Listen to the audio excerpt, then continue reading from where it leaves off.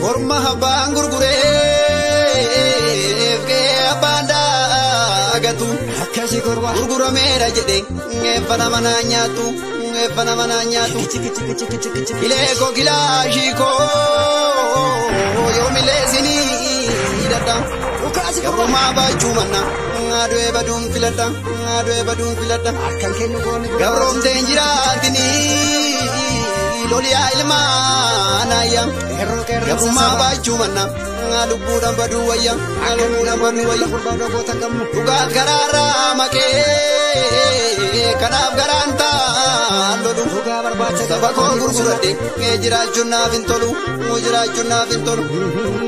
adanu bajasani yakka ilmasi imbra inni sabab dalate kuno boso najira inni shirab dalate kuno te sorajira sila barise nufa osonta esi imbra jabadu loli kero obo sifana jira Oromon adambabu disananina alipe motuma namanyata motuma garanjipe namni abasa dama garasa sumni kabam jabadu jala kapso rabbi narkasi kabam Ukasi korwa Akkan hale Uga bisika Hiki hale Malgaya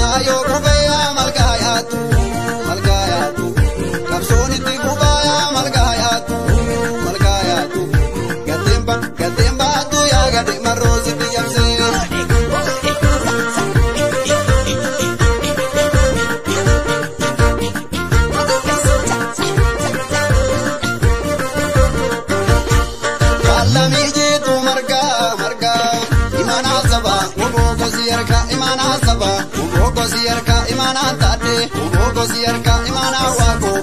kosi harka imana nadi kosi harka imana wako kosi harka imana gota kosi harka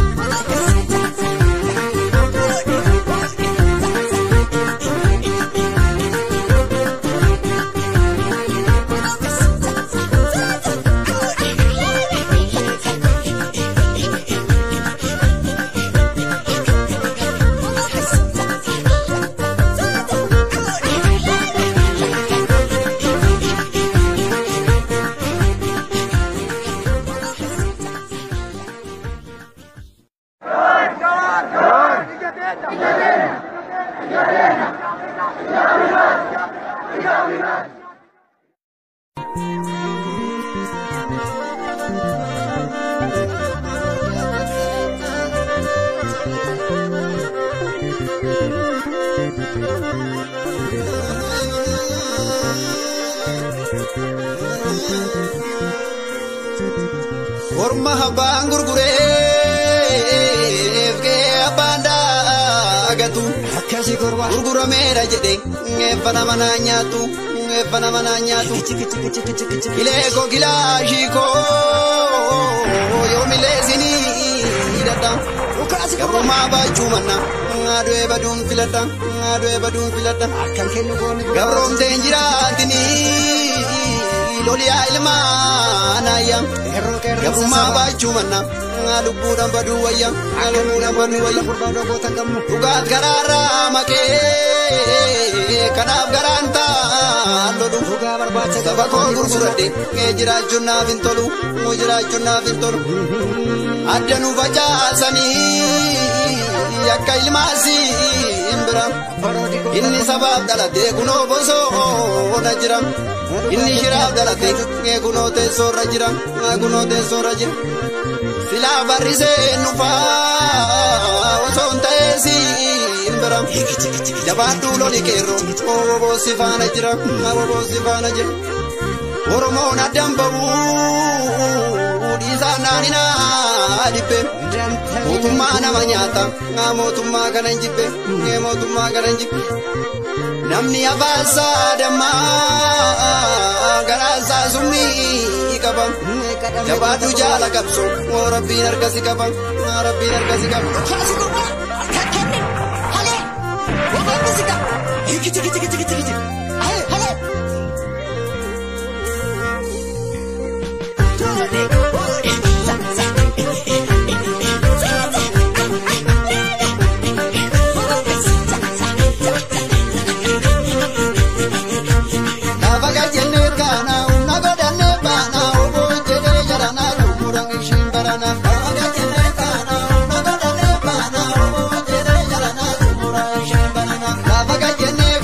Tumura dubi